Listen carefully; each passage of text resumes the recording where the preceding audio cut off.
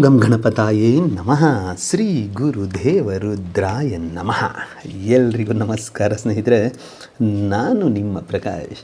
ಸ್ನೇಹಿತರೆ, ಇಂದು ನಾನು ನಿಮಗೆ ಶತ್ರುನಾಶಕ್ಕೆ ಒಂದು ಮಂತ್ರ ತಗೊಂಡು ಬಂದಿದ್ದೀನಿ. ಯಾರೆಲ್ಲ ಶತ್ರುಗಳಿದ್ದರೂ ಸರಿ, ಈ ಕ್ರಿಯೆ ಮಾಡೋದ್ರಿಂದ, ಅದು ಹುಣ್ಣಿಮೆಯ ದಿನ ಈ ಕ್ರಿಯೆ ಮಾಡೋದ್ರಿಂದ ಲೈಫ್ ಲಾಂಗ್ ನಿಮಗೆ ಶತ್ರುಗಳನ್ನೋದೇ ಇರೋದಿಲ್ಲ. ಅಷ್ಟು ಪ್ರಚಂಡಶಾಲಿಯಾಗಿ, ಪ್ರಭಾವಶಾಲಿಯಾಗಿ ನಿಮಗೆ, ನಿಮ್ಮ ಎದುರಿನ ಶತ್ರುಗಳ ಮೇಲೆ ಇದು ಪ್ರಭಾವ ಬೀರುತ್ತೆ. ಇದು ಏನು ಮಾಡಬೇಕು, ಹೇಗೆ ಮಾಡಬೇಕು ನಾನು ತಿಳಿಸ್ಕೊಡ್ತೀನಿ. ಅದಕ್ಕೂ ಮುಂಚೆ ನನ್ನ ಚಾನಲನ್ನು ಸಬ್ಸ್ಕ್ರೈಬ್ ಮಾಡಿಲ್ಲ ಅಂದರೆ ಸಬ್ಸ್ಕ್ರೈಬ್ ಮಾಡಿ, ಲೈಕ್ ಮಾಡಿ, ಶೇರ್ ಮಾಡಿ, ಹಾಗೆ ಬೆಲ್ ಐಕಾನ್ ಬಟನ್ ಪ್ರೆಸ್ ಮಾಡೋದನ್ನ ಮರಿಬೇಡಿ. ಏಕೆ ಅಂದರೆ ಮುಂದೆ ನಾನು ಏನು ವೀಡಿಯೋಸ್ ಬಿಡ್ತೀನೋ ಅದು ಎಲ್ಲರಿಗಿಂತ ಮುಂಚೆ ನಿಮಗೆ ಬಂದು ಸೇರುತ್ತೆ.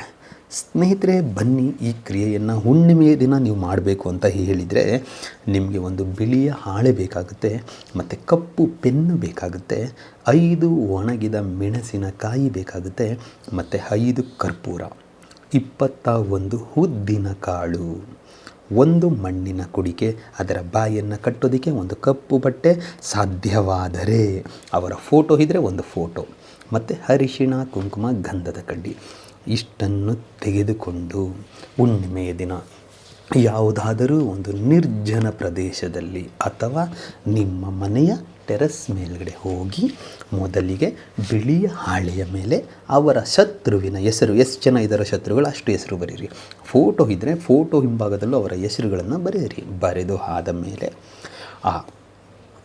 ಏನು 5 ಒಣಗಿದ ಮೆಣಸಿನಕಾಯಿ ಅದನ್ನು ಮೊದಲಿಗೆ ಕುಡಿಕೆ ಮೇಲೆ ಹಾಕಿ, ಕುಡಿಕೆ ಒಳಗಡೆ ಹಾಕಿ, ತದನಂತರ 5 ಕರ್ಪೂರವನ್ನು ಹಾಕಿ, ಆಮೇಲೆ 21 ಉದ್ದಿನ ಕಾಳನ್ನು ಕುಡಿಕೆ ಒಳಗಡೆ ಹಾಕಿ ಅದನ್ನು ನಿಮ್ಮ ಬಲಗೈಯಲ್ಲಿ ಹಿಡಿದುಕೊಂಡು, ಇವಾಗ ನಾನು ಏನು ಕೊಡ್ತೀನೋ ಈ ಮಂತ್ರವನ್ನು 108 ಸಾರಿ ಪಠನೆ ಮಾಡಿ, ದಿಕ್ಕು ಬಂದು ದಕ್ಷಿಣ ದಿಕ್ಕು ಪಠನೆ ಮಾಡಿ ಮುಗಿದ ಮೇಲೆ ಅದಕ್ಕೆ ಉಫ್ ಅಂತ ಅಭಿಮಂತ್ರಿಸಿ ಆ ಕರ್ಪೂರವನ್ನು ಕುಡಿಕೆ ಒಳಗಡೆ ಹಚ್ಚಿಬಿಡಿ.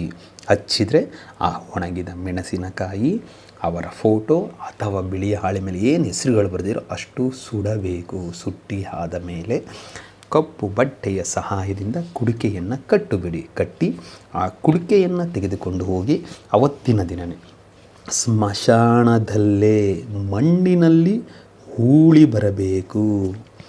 ಇಷ್ಟು ಏನಾದರೂ ನೀವು ಮಾಡಿದ್ದೆ ಆದಲ್ಲಿ ನಿಮಗೆ ಶತ್ರುಗಳನ್ನೋರು ಲೈಫ್ ಲಾಂಗ್ ಇರೋದಿಲ್ಲ, ಯಾರೂ ನಿಮ್ಮ ಹತ್ರ ಕೂಡ ಸುಳಿಯಲ್ಲ. ಅದಕ್ಕೆ ಮಂತ್ರ ಹೀಗಿದೆ: ಓಂ ಶ್ರೀಂ ಹೂಂ ಕ್ಲೀಂ ಅಘೋರ ಮಂ ಶತ್ರು ನಾಶಂ ಫಟ್ ಸ್ವಾಹ. ಮಂತ್ರ ಇನ್ನೊಮ್ಮೆ ಹೇಳ್ತೀನಿ ನೋಡಿ ಸ್ನೇಹಿತರೆ. ಓಂ ಶ್ರೀಂ ಓಂ ಕ್ಲೀಂ ಅಘೋರ ಮಂ ಶತ್ರು ನಾಶಂ ಫಟ್ ಸ್ವಾಹ. ಶತ್ರು ಅನ್ನೋ ಜಾಗದಲ್ಲಿ ನಿಮ್ಮ ಶತ್ರುಗಳ ಹೆಸರನ್ನು ಸೇರಿಸಿಕೊಳ್ತಾ ಈ ಮಂತ್ರ ಪಠನೆ ಮಾಡಿ. ಖಂಡಿತ ನಿಮಗೆ ಒಳ್ಳೆಯದಾಗುತ್ತೆ, ಅದರ ಜೊತೆ ಫಲಿತಾಂಶ ಸಿಗುತ್ತೆ.